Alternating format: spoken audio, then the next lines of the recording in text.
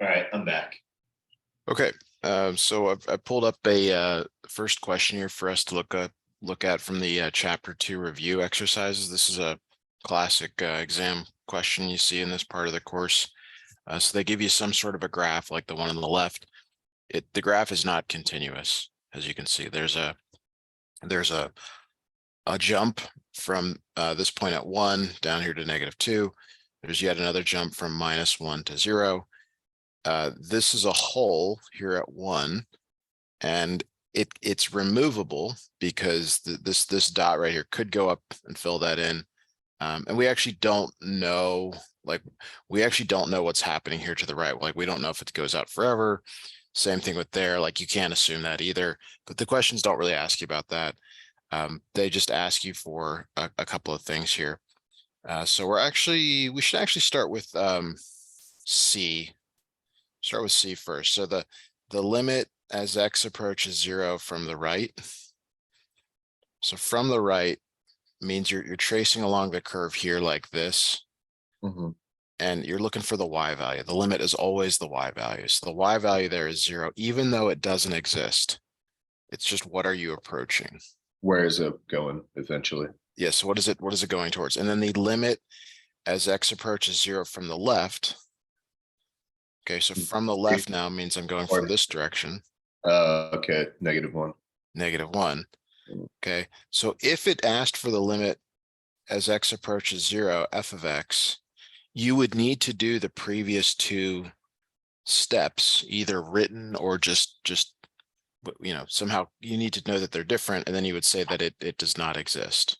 Gotcha.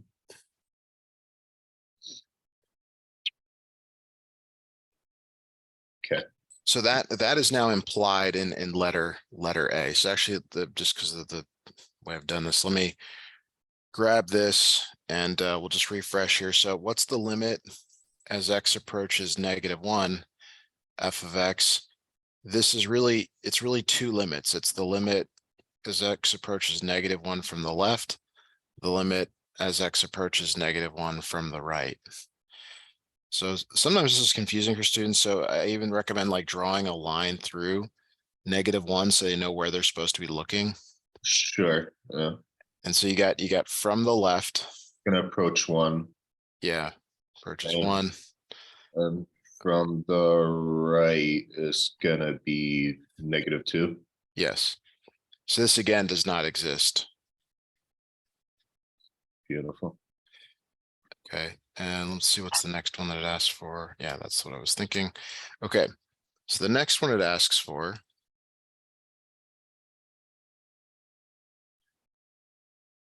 is the limit as x approaches 1. And again, that's really two limits. It's the limit as x approaches 1 from the left, the limit as x approaches 1 from the right. It's gonna be 1 from both sides, so the limit is gonna be 1. Yes. Okay, now notice that it is not continuous at 1. It is not continuous 1, but the limit exists. Very, very important there. Gotcha. And you said it's removable at 1. Yeah, and that so we're going to briefly talk about continuity here because it's based on this. So it's the following has to be true for a function to be continuous. The limit, and we'll use 1 as the example. The limit as x approaches 1 from the left, f of x, has to equal the limit as x approaches 1 from the right, f of x, has to equal f of 1. So wherever you're taking the limit, whatever point that is, that's the one you plug in there. So this one fails because f of 1 is -1, but the limit is 1 at both places. Oh, I see what you're saying. Okay, so it's not continuous, but the limit exists. The limit exists, therefore it's not continuous in the same time. So it it could be true. So it could be true that the limit that both the limit exists and it's continuous. I mean, that's the case for most smooth functions. Okay. So let me try to illustrate that here. I just make the graph, just extend the graph here forever like this. So now if I ask you for the limit as x approaches 2, f of x, you have to know to find the limit as x approaches 2 from the left, limit as x approaches 2 from the right. Okay, from the left, it's going to infinity. Nope, nope. So so that's the classic mistake there. You're looking, you use this number down here, this 2. That's, sorry, I'm gonna make technology a little snafu here. Let me, come on. Screen's just not responding. No worries. There it is. Okay. So you have to, you don't care that it's going, I just drew it. I just made a drawing that it goes to the right. You only care about from the right, from the left. Oh, 1. Yes. Gotcha. And then 2 from the right. Same thing at 1. Same thing. Yeah. So this one, this limit exists. Okay. So you can even say that the limit exists. And if they want to know why, it's because of what you just wrote. Like that's the explanation here. That's from the left and from the right. It's at 1. Yes. Yes. You'd want to show this, maybe a few words, but now it could ask, is it continuous at x equals 2? And it's not good enough to just say, yeah, it is. You have to actually say that the limit as x approaches 2 from the left, f of x, equals the limit as x approaches 2 from the right, f of x, equals f of 2. I see. Okay. And if we plug it in, I'm assuming it's supposed to be 1. F of 2 is going to equal to 1. You get that from the graph. From the graph. Because there's no hole there. That's where the value is at y, at least as a Yeah. point or a coordinate. Gotcha. Yes. Yes. So similarly, like if we went back to the previous problem here, we were talking about what's going on at 1. It could ask you, like, what would it take to make f continuous at 1? And you would have to say, well, f of 1 would have to equal +1 for it to be continuous. Basically, that point needs to move up there. Yes. Gotcha. That makes sense. And then similarly, it could, if we go back here, it could say, well, can you make it continuous at -1? And the answer is like, no, there's no way to make it continuous. True. Because it's a jump. Jumps. Yeah. Beautiful. Okay. So you're going to get a graph. I mean, it's like that would, I mean, that would be my, reasonable expectation to get some sort of a graph like this. So if you needed another question, I mean, go back to that section in chapter 2 that has, and look for a graph and just try to work them out. Beautiful. Okay. Okay. So next type of problem you're going to get on this exam is something that looks like this. Okay. There we go.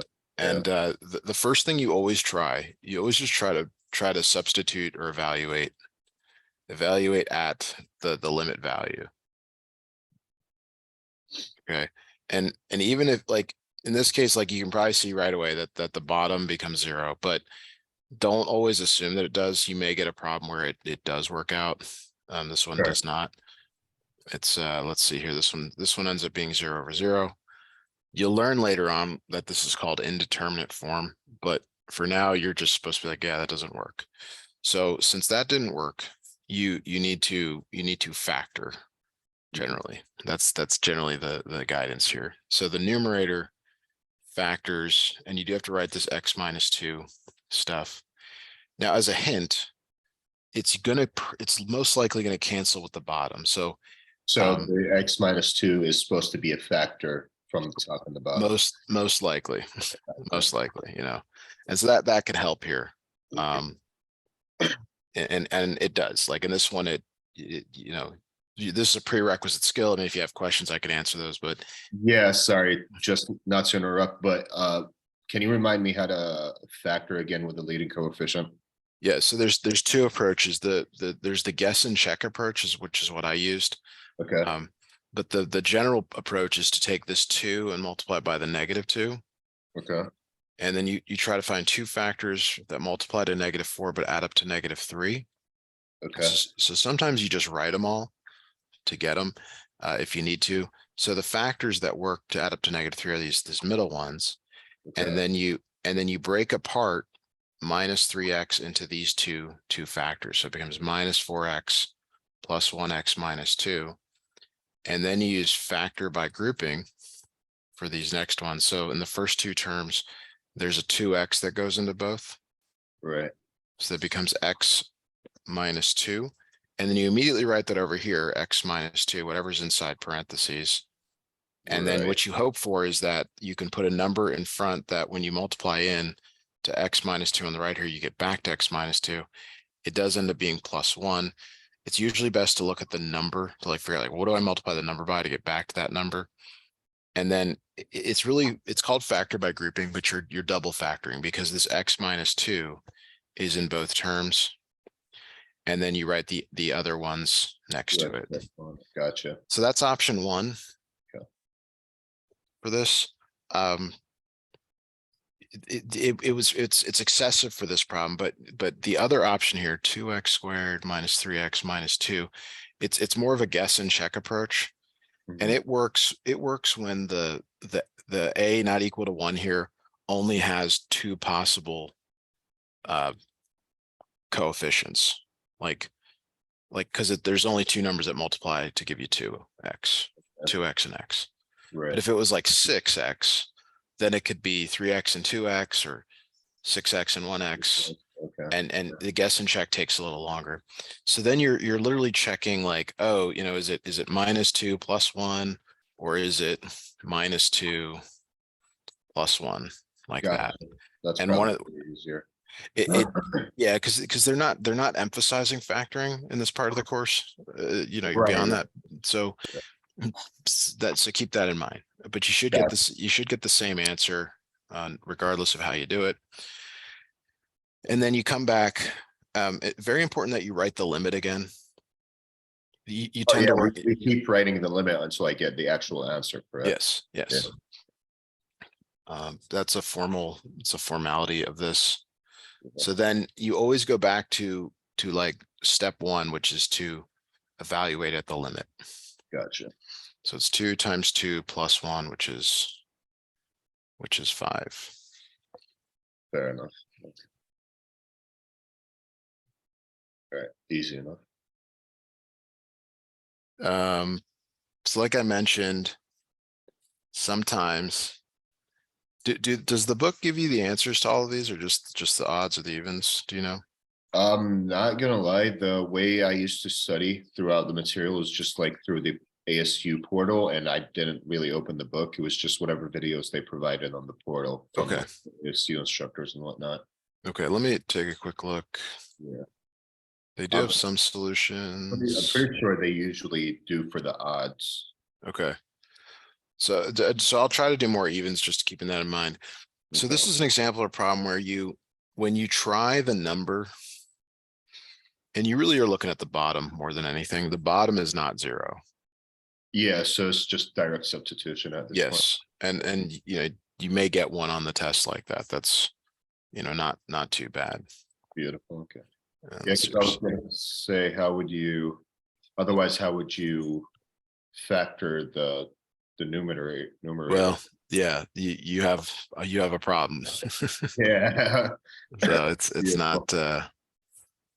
not there. All right, so let's look at 216. Do you get any sort of a reference sheet on your quizzes, or are they all? No. Okay, so here's a problem that if you haven't taken math in a while, you may not remember many things here. Like you may not remember your unit circle, and you may not remember what cotangent and cosine refer to. It's definitely been a minute. Yeah. So, and do you know if you're allowed to use a calculator? I am not. Okay, so let me grab, I'll drop this in the chat, a reference sheet that I really like for trigonometry. I'll direct you to the unit circle on page, excuse me, on page, it's not this one. There are many, this is just one that I like. Yeah, I actually have one in front of me as well. So. Okay. This one's got everything you'll need from trig for future calculus 2 courses. But the main one here is is you got to know the first quadrant of the unit circle. So here's the first quadrant in the unit circle. So the cosine, x is really cosine.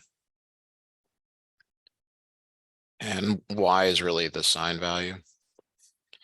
So in terms of like evaluating this, so we'll get to the cotangent, but it's the cosine of pi over 2. So that's the x value at up here, 90. Yeah. 90 degrees, radians preferred, but you can see the x value is 0. So that's bad because you're dividing by 0. Tangent is sine over cosine. Cotangent is the reciprocal of that, cosine over sine.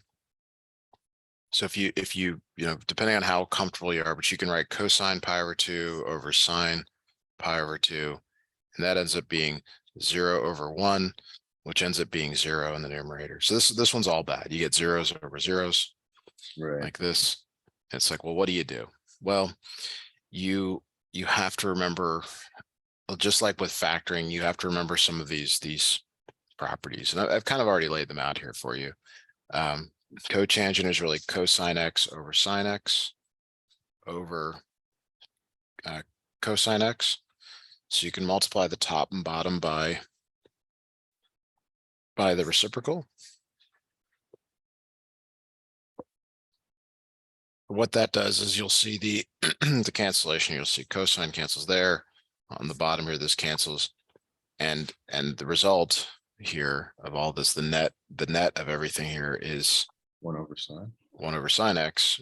And then you go back to, well, can I evaluate it at that point? Well, let me try. And sine pi over 2 is 1. It's the y value. So this does work. Wait, how do we get 1 in the bottom?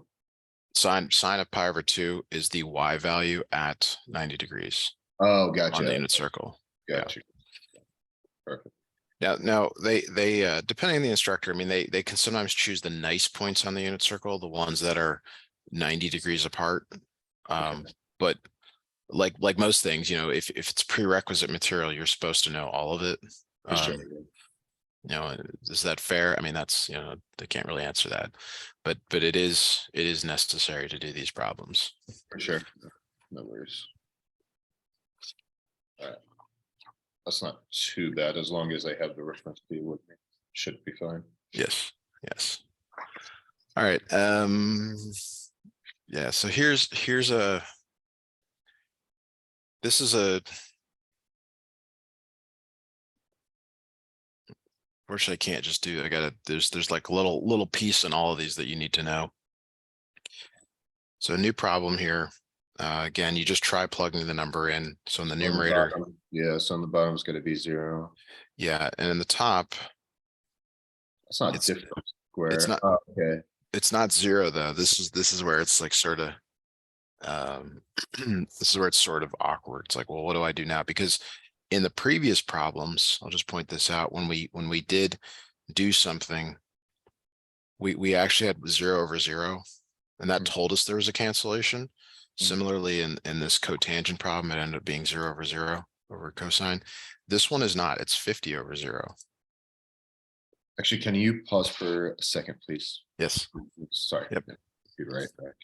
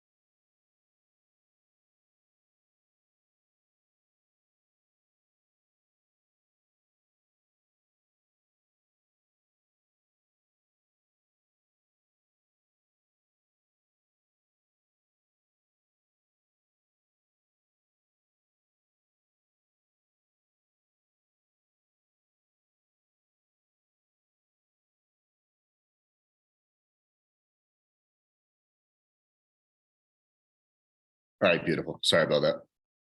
Okay, so what I did here is I went ahead and I made a graph of this. Now I know you wouldn't have this on a test or quiz, but it's important for us to just look at the graph to kind of understand what's going on here. So like I mentioned, it's 50 over 0, not 0 over 0. This red line is x equals -5, which is the vertical asymptote. You're asking me about that on Wednesday. So this problem cannot be done algebraically. Like you need to do something else to be able to answer the question. And the graph helps us to know what to do. So you have to actually break this apart into the limit as x approaches -5 from the left, x squared plus 25 over x plus 5, and the limit as x approaches -5 from the right, x squared plus 25 over x plus 5. Now with the graph here, we can do this visually, and then we'll talk about how to do it numerically. Okay. Sorry, not to interrupt, just so I can get my thoughts in order. Now, so just when I look at the limit, generally speaking, if I'm approaching any limit-ish problem or exercise, for example, the first thing I look at if I can substitute directly, right? Yes. If I get a number, then that's the limit. But if I Yes. get 0 in the numerator and a number in the denominator, that's when I have to wait. That's just a 0, correct? If you get 0, like if this were 0 over 3, it would just be 0. Perfect. And what if I get 0 over 0 or So 0 over 0 is the next case. You would do some sort of factoring or manipulation. okay. And if it was Number over 0. Yeah. That's just what, undefined? No, I mean that's what we're gonna look at now. Okay, gotcha. Because there's a couple of possibilities. Okay, so it's really the exception over here is when I get 0 over 0, that's when I have more work to do. Well, this one I think you have a fair amount of work to do as well, because you won't have the graph, and I'll show you how to figure that out. But yeah, I mean there's a bunch of different, like if you're building a flow chart, it's like, start, and then you got option 1, option 2, option 3, option 4. Gotcha. And you have to know how to do all of them. And one of the things I'll just comment here is your book doesn't actually give you a ton of examples. They only give you like one example of each type. So you gotta, I mean, I don't know how to, I really don't know what. No, it's fine. I'm just trying to like organize my thoughts in my head, I guess, if that makes sense, just to see what's the possible outcomes. Yes. And what is necessary to take. So Yeah. So when I make worksheets for my website, I go through all these different cases because that covers everything that a student would ever need to know. And that's really how you should learn this stuff. beautiful. Beautiful. Okay, so from the left, -5 from the left is this direction down here. So what is it going towards? What's the y value that it's going towards? So that's going to be negative infinity. Negative infinity. And then we can do it from the right, which is going to be infinity. Positive infinity. And they're different. So it doesn't exist. So it does not exist. Okay, so the answer is D and E. Okay, but like I said, how you wouldn't have this picture. So how do you do it without the picture? So here we'll do it one at a time. And again, the numerator does not factor. I don't know if, I hope that's clear. It's sum of squares. Sum of squares does not factor. Right. Okay. So so what you have to do is you have to pick a number just to the left of -5. And you gotta be really careful of this because it's always awkward with negatives, but it's -5.0000, as many as you want, and then like a 1. Okay. That's a number. So here's my question. Sorry. So why? Because like from a lot of examples, what I've seen on the video, why does like in the limit exercises, you usually choose like the decimals of, why don't you just like choose -6, for example? It's not close enough to tell you definitively what it is. And okay, so that wasn't very good. The reason is you are looking at end behavior or at behavior near the asymptote. So it's got to be so close that you see what happens with really large numbers. I see. Okay. And I'll show you that here in a moment. This part is really uncomfortable for most students. So when you, because what I'm about to do, you don't actually write anything after this point. Like all they want is the answer here, but you have to sort of like think of this as like your scratch work now, Okay, really. So on the bottom, it's minus 0.00001. okay.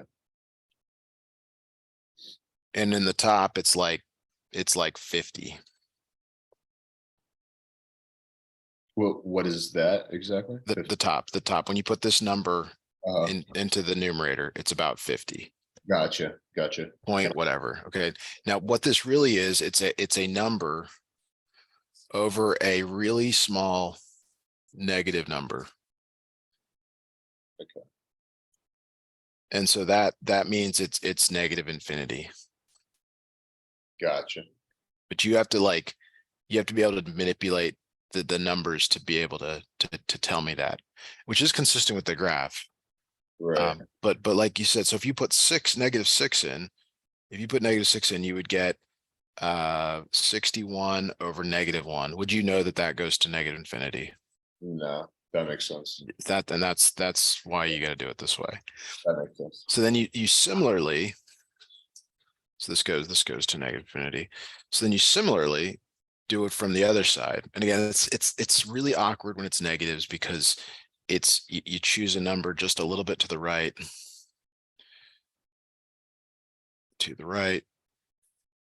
So it would be like minus 4.9999999, as many as you want.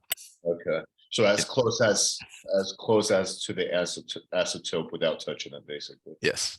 Gotcha. Yes. And so then, okay, in the bottom, it's positive now, 0.00001. But it's a really small positive number. And in the top, because you're squaring it, it's about 50. So it's 50 over a really small positive number. Which is going to be infinity. Yes. Positive. Gotcha. All right. Yeah, because I saw that pattern, but it just didn't click in my head. Why was it like that? So I just had to Yes. Thank Yes. Beautiful. There is an algebraic approach to doing this, but they don't teach it anymore. So you don't have to learn it, Beautiful. thankfully. Okay, so here's another type of problem you might see. And I think maybe this will be the last one. We should maybe move to some of the other stuff in this part of the course. But Sure. It's kind of all in the same category. So like you said, you just try the value of 1 and you get 1 squared minus 1 over square root of 1 minus 1, and you end up getting 0 over 0. Okay. So there's factoring up there. Yes, but this time when you factor, nothing cancels. Oh, conjugates? Yes, and unless somebody tells you, you would have no way to know. Right. I guess one of the easier ways seeing it is as soon as you see the root and a minus, I guess, or plus something like 2 terms with a root. I guess that's when you think of conjugates. That generally works. You at some point you may actually start noticing that you can actually use difference of squares on stuff like x minus 1, even though it doesn't look like it, because it's really square root of x squared minus 1 squared.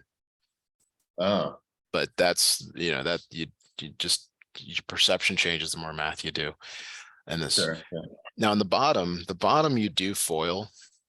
You end up getting x minus 1 on the bottom. Right. In the top, you do not factor, or I'm sorry, you do not FOIL or anything. You just leave it because you're hoping for that cancellation. Yeah, the whole point is to cancel the minus 1. Yes, yes. So then they go away. All right. And then you 2, 1 plus 1, 2. So it will be a 4. No, 2 times 2, which is a 4. Yes, x plus 1 root x plus 1. So you get 1 plus 1.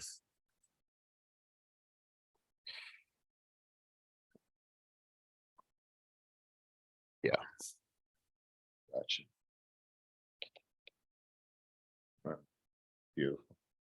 Okay, now one of the things that we have not done in this part of the course that, I mean, it almost always comes up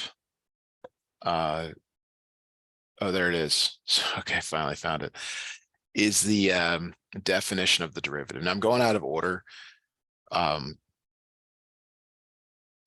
So this almost leads me to ask, again, like, do you know the format of your exam? Is it on paper or is it electronic? So it's the format is just going to be electronic. Like, do you think you're submitting it though, like on paper? Uh, so the steps are going to be typed into the system as well. Okay. So it will be, yeah, but I will have to write down the steps if that's what you're trying to get at. Yeah, I'm trying to get, because the definition of the derivative is a purely like written thing that there's almost no way that, I mean, they can sort of sequence you through it, but it's not the type of thing where you can, have boxes that you just fill in. But Right.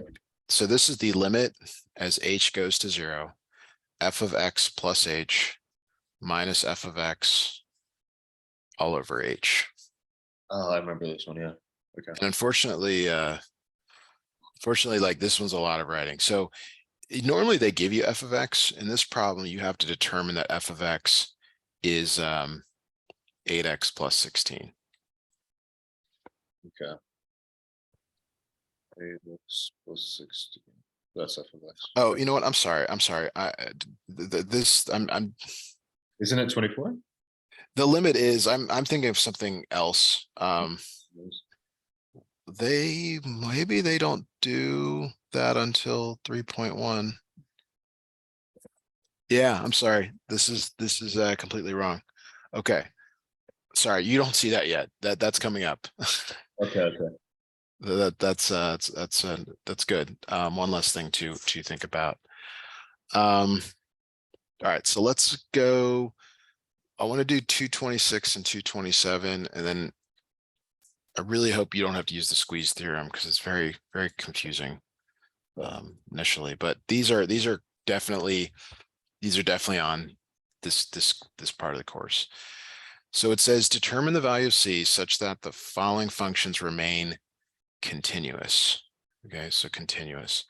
And the piecewise function here, it's defined such that x for greater than c, x less than or equal to c. But what you're going to do is you're going to replace x with c. You're going to put that c in there. So you have c squared plus 1 and then 2c, and you always set these equal to one another.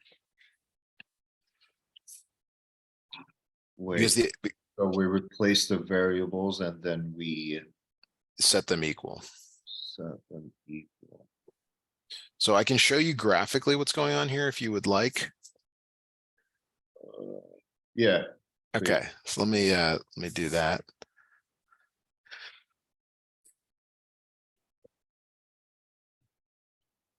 Wait, oh, okay. I see. Okay. Okay, so here's your first function, x squared plus 1, but it's only valid when x is greater than c. Okay, so let me add a c here, and there it is. So then similarly, 2x is defined, but it's only defined when x is less than or equal to a c value. Now we just have, let me not do that. So that guy gave us the answer. So so notice, like, if c moves, watch this. Actually, you can't see that. These sort of like it's like they kind of get close, and then there it is, and then they're going away from each other. There's a value in there which we actually found. It's actually 1 where they are continuous. I see. Okay. Okay, but it, like, if you know, that just sheer chance that happened. So to actually figure this out, you have to evaluate both of them at c and then set them equal to each other. So we're going to do that.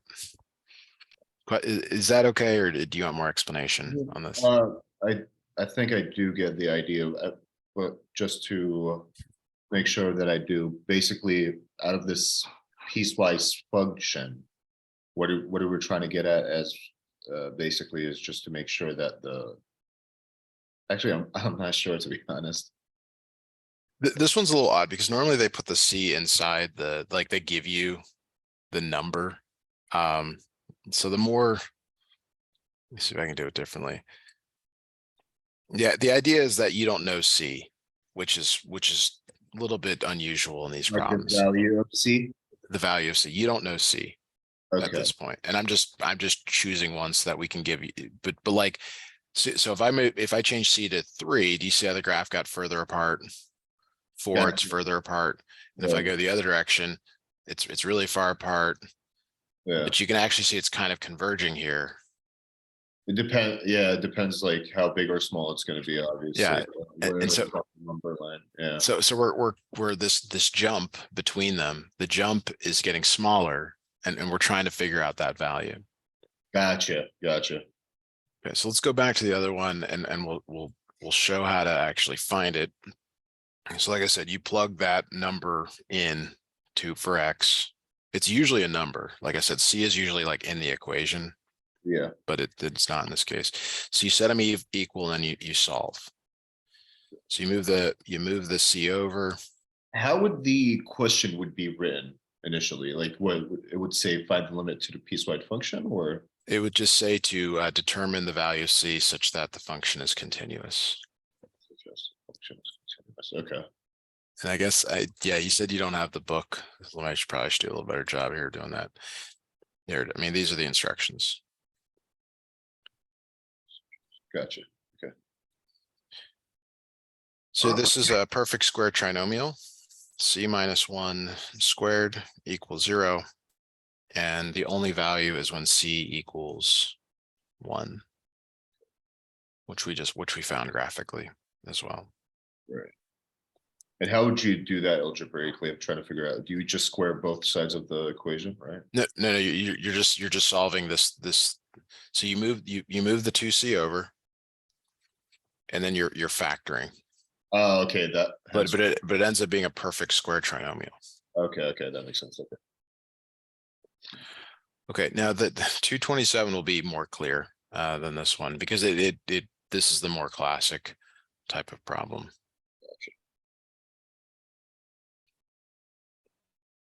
Okay, so same instructions. Actually, let me snip those in. Okay.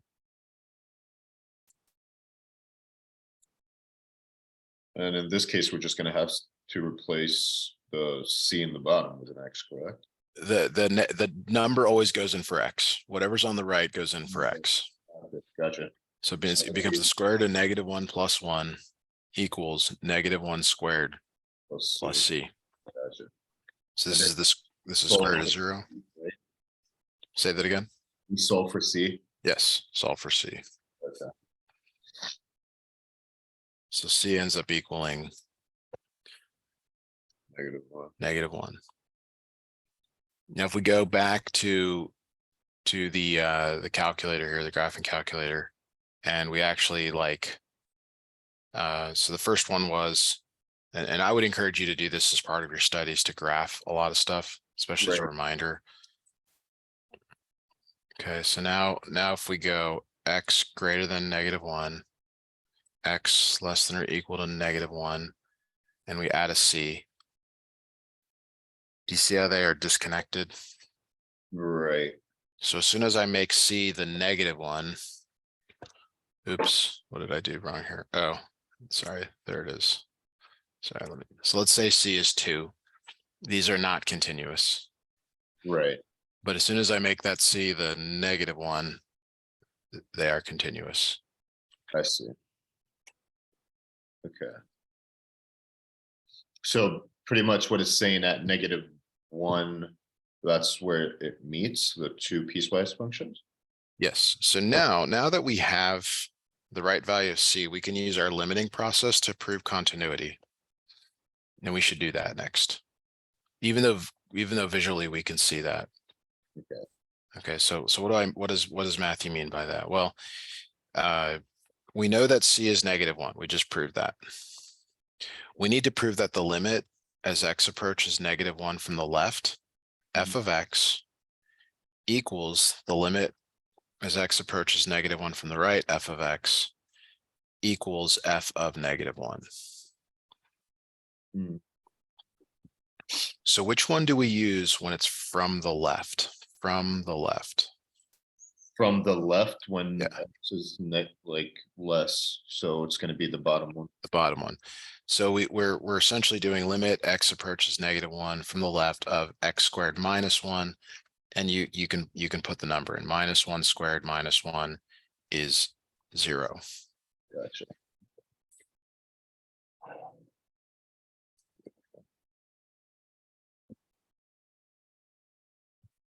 For the middle one here, as x approaches -1 from the right, you have to figure out which one you're using. Now it's not always the top ones from the right and the bottom ones from the left, just happens to be that in this problem.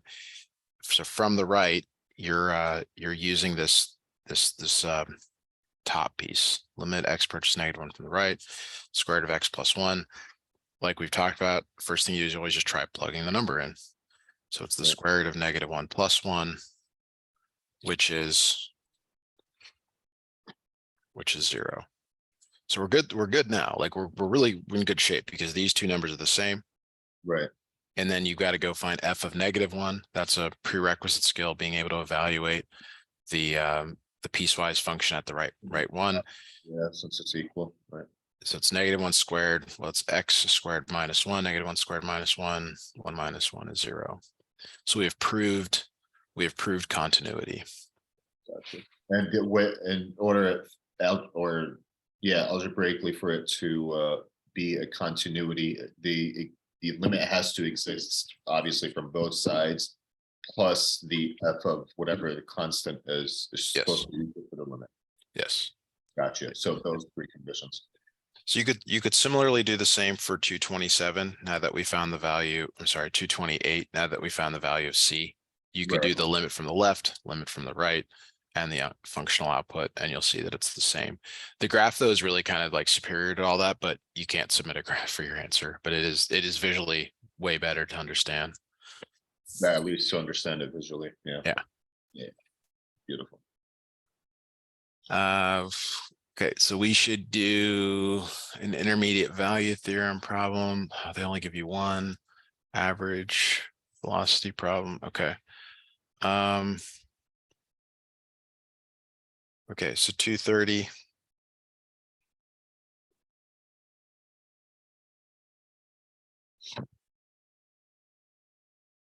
All right, a ball is thrown into the air and the vertical position is given by this function. Use the intermediate value theorem to show that the ball must land on the ground sometime between 5 seconds and 6 seconds after the throw.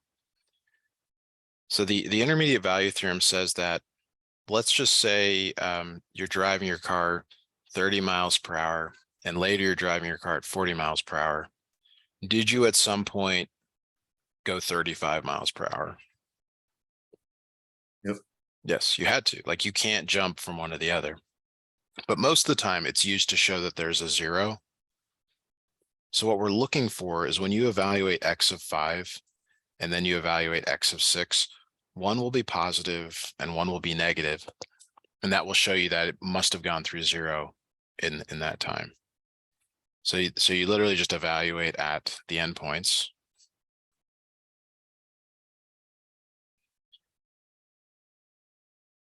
And you do have to get the numbers because you want to show that it's it's positive and that it's negative for this. Now that's why I asked, will you have a calculator? So they wouldn't give you one this complicated with a calculator, without a calculator, but Gotcha.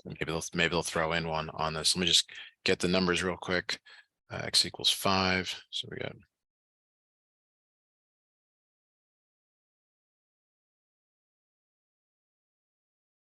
all right, so this one is 7.5, and then so it's positive, and that's really how we're going to write it. So for the next one here, we would say that this is greater than 0, and then this one is minus 46.4, and it's less than 0. And then you have to do a little bit of writing. You have to say, since x of 5 is greater than 0, and x of 6 is less than 0, there exists a number C such that 5 less than C less than 6. So the numbers between those two and then f of c equals 0. Okay. Yeah, So you say, okay, one's positive, one's negative, right, and then there's a number between the two, between 5 and 6. right. And then when you evaluate at that number, it must be 0. That makes sense. Fair All enough. right. All right. So yeah, so that does take us to the end of our list for the day. 50 minutes can go quickly. You know, I just picked problems I think would be helpful. I would still recommend doing like the squeeze theorem stuff, or at least reviewing it. It's sometimes covered, sometimes not. 231 average rate of change we did not cover, but we should have covered. These are just my recommendations. You're not given enough problems in these chapter reviews, in my opinion. They're about like half the problems, because the other half you would do for practice. That makes sense. Quick question. Yeah. Those chapter reviews questions, at what page was it in the textbook? Just so I can go back and take a look at everything. Looks like it's on the PDF. The PDF it's 220, but in terms of the textbook, it's 211.